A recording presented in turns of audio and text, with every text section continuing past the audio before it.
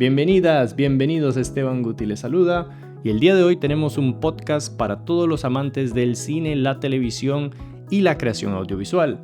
Queremos agradecer a nuestro patrocinador, el Club Audiovisual. Pueden visitar clubaudiovisual.com para más información. Este podcast está hecho a partir de sesiones de trabajo reales que utilizamos la inteligencia artificial para organizar de una manera más entretenida y fácil de entender. Así que vamos con el episodio del día.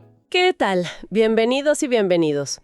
¿No les ha pasado que viendo una película de pronto sienten que lo más importante no es lo que los personajes dicen?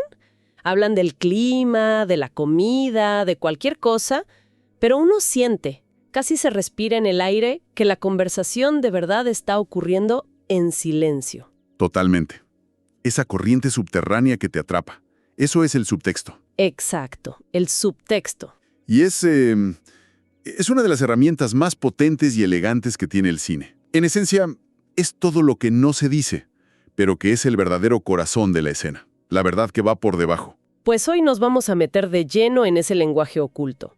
Estuvimos analizando un material increíble sobre el subtexto en el cine y la misión es esa, desentrañar qué es, cómo funciona y sobre todo, por qué es tan poderoso para mantenernos al borde del asiento.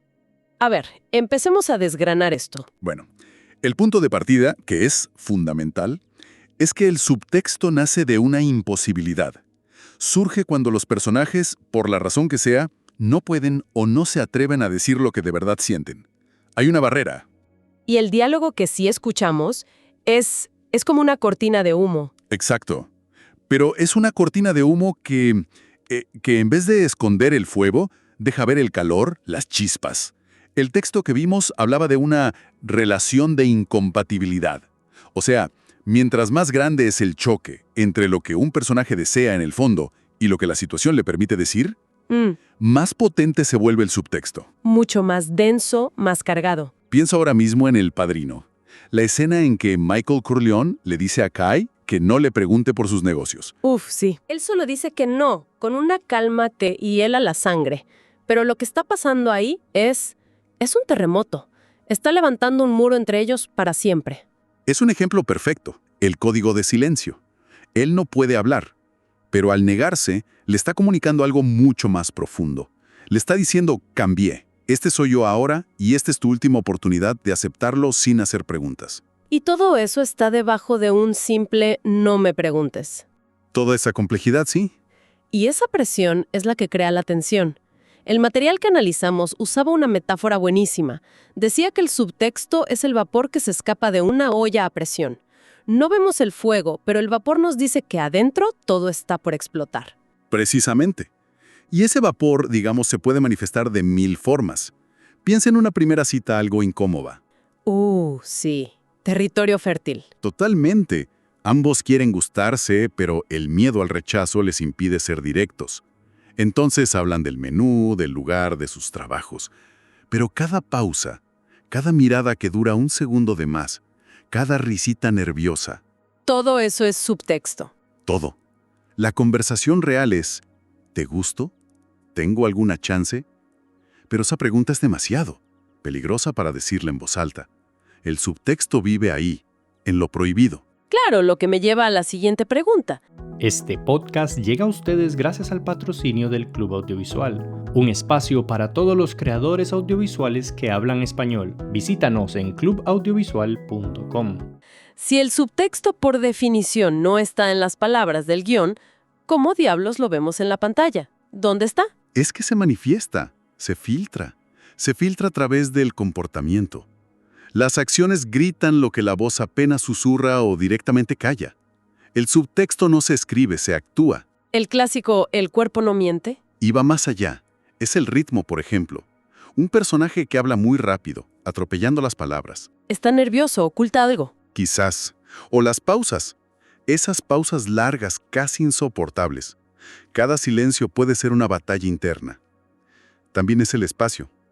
Dos personajes que se quieren pero no pueden estar juntos, y en una habitación siempre están en extremos opuestos. La distancia física es su distancia emocional. Me acuerdo mucho de Hitchcock.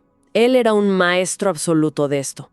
En Notorious, por ejemplo, Hay una escena que gira toda alrededor de una llave. Claro. El personaje de Ingrid Bergman tiene que robarla. La conversación es trivial, sobre cualquier cosa, pero toda la tensión, el miedo, el peligro de muerte, todo está en la llave, en cómo se acercan sus manos, en si va a hacer ruido. El diálogo es la distracción. La llave es la historia. Totalmente. Se trata de lo que el personaje hace mientras habla de otra cosa. Alguien puede decir, estoy perfecto, mientras hace trizas una servilleta. ¿A qué le creemos? A la servilleta, obvio. El cuerpo siempre dice la verdad. El cuerpo canaliza lo que la mente reprime. Pero hay una línea muy delgada ahí, ¿no? Entre un subtexto que es sutil y uno que es casi una parodia. Pienso en algunas telenovelas, donde el personaje dice, no estoy enojado, y al mismo tiempo rompe un vaso con la mano. Sí, claro. Ese es el subtexto con un letrero de neón. El arte, como lo describe el material que vimos, es afinar la superficie para que el fondo sea legible sin hacerse explicativo. Me encanta esa frase. Es que no se trata de poner un cartel, se trata de dejar una migaja de pan.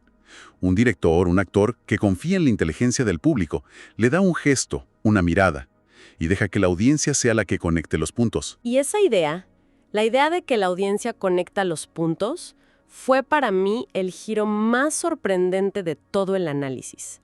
Uno tiende a pensar que el director, el guionista, son los dueños de la historia, que nos la dan ya terminada. Pero el material sugiere algo mucho más radical, que el espectador en realidad es el creador final del subtexto. Es que es un cambio de paradigma total, y tiene muchísimo sentido psicológicamente. El subtexto no funciona si te lo dan digerido, exige que participes. Te vuelve un detective. Exacto. Dejas de ser un espectador pasivo y te conviertes en un investigador activo.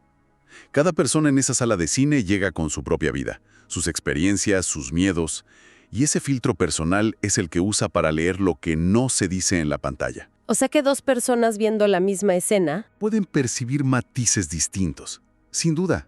Donde una persona ve una tensión romántica, otra puede ver una lucha de poder. Y ninguna de las dos está equivocada necesariamente. Si la película plantó las semillas para ambas lecturas. Claro. Por eso la clave no es empujar un único significado, es provocar una investigación. El cineasta diseña huecos, vacíos de información, y confía en que el público va a sentir el impulso de llenarlos. Suena arriesgado de todas formas. ¿No se corre el riesgo de que el público se vaya por cualquier lado y malinterprete todo? Sí, es un riesgo, pero es un riesgo calculado. El truco está en lo que llaman ambigüedad con intención. No es dejar todo al azar. Es ofrecer pistas, a veces hasta contradictorias, que limitan las posibles interpretaciones. Se guía al espectador, no se le abandona. Entiendo. El verdadero enemigo del subtexto no es la ambigüedad, es la sobreexplicación. Es el momento en que un personaje se para y dice, y lo que realmente siento en este momento es... Ahí se rompe la magia. Se pulveriza, se destruye, porque en ese segundo el espectador deja de ser un colaborador, pasa a ser un simple receptor de datos. Le quitas el trabajo y con eso le quitas el placer del descubrimiento. El subtexto colapsa en el momento en que se vuelve texto. Entonces, si todo esto se trata de mantener a la audiencia trabajando, la gran pregunta es, ¿por qué? ¿Por qué a nuestro cerebro le gusta tanto este juego? ¿Por qué es tan efectivo? Pues la respuesta que se plantea es maravillosamente directa, para que no nos aburramos. Así de simple. Suena casi demasiado básico. Es básico, pero es fundamental. A ver, nuestro cerebro es una máquina de reconocer patrones. Es lo que hace todo el tiempo, para sobrevivir. Anticipar, predecir, catalogar. ¿Ok? Cuando vemos una película, el cerebro está haciendo lo mismo.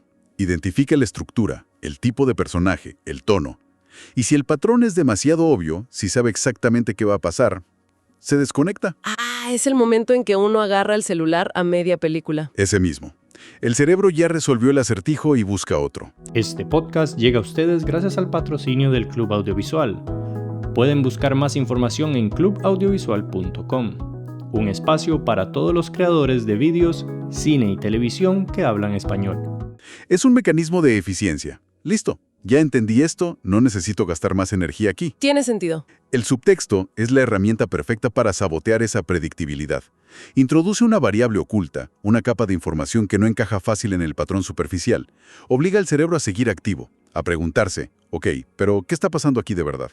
Y como no puede completar el patrón tan fácil, se mantiene enganchado. Invierte recursos en descifrar el misterio. El ejemplo que mencionaban de Manchester by the Sea es brutal en ese sentido. Los dos personajes principales apenas hablan de la tragedia que los une. Casi nada. Hablan de barcos, de la escuela, de arreglar una tubería, pero debajo de todo eso hay un océano de dolor y de culpa que no se nombra nunca. Y funciona justamente porque nos obliga a sentir el peso de lo no dicho. Si el personaje de Casey Affleck diera un gran monólogo explicando su trauma, sería mucho menos poderoso. Sin duda. En cambio, lo vemos en su incapacidad para conectar, en sus gestos. La película nos confía la tarea de entender la magnitud de su dolor y por eso nos golpea tan fuerte. No nos lo cuenta, nos hace partícipes. En cambio, una película que te lo explica todo, que no deja nada a la imaginación, puede sentirse hasta condescendiente, como si no confiaran que uno puede entender. Y eso te saca de la historia. El buen subtexto te invita a entrar. Es la diferencia entre que te cuenten un secreto y que te den las pistas para que lo descubras tú. Los segundos siempre va a ser más gratificante. Entonces, para ir cerrando, queda claro que el subtexto es muchísimo más que un simple adorno. Es el lenguaje de la verdad oculta. Nace del conflicto, de la restricción. No lo oímos, lo vemos en las acciones, en los silencios. Y, quizás lo más revelador de todo, es una danza entre quien crea la historia y quien la ve. Un juego diseñado para mantener nuestro cerebro despierto y profundamente involucrado. Es una síntesis perfecta. Es la arquitectura invisible que sostiene las mejores escenas de la historia del cine. Una vez que aprendes a verlo, es imposible no buscarlo en todas partes. Y no solo en el cine. Para revelar la verdad, ¿qué pasa con nuestra propia realidad? Pensemos en una negociación, una discusión familiar, un discurso político. Lo que no se dice, lo que se insinúa entre líneas, a menudo es mucho más revelador que las palabras. El verdadero mensaje casi siempre viaja por debajo. Es una idea muy potente para terminar. Esta noción de que somos co-creadores de la historia al llenar los vacíos es transformadora y nos deja con un pensamiento final. Si el arte nos atrapa porque nos exige participar, porque nos involucra en buscar una verdad oculta, ¿qué pasaría si aplicáramos esa misma atención de detective a la información que consumimos todos los días? ¿Qué conflictos prohibidos, qué intenciones no declaradas podríamos descubrir bajo la superficie de un titular, de un discurso o de una simple conversación? Quizás las historias más importantes son precisamente las que se cuentan en los silencios. Gracias por escuchar el episodio del día. Un gran saludo también a nuestro patrocinador, el Club Audiovisual. Pueden encontrar más información en clubaudiovisual.com. Gracias y nos vemos en un siguiente episodio.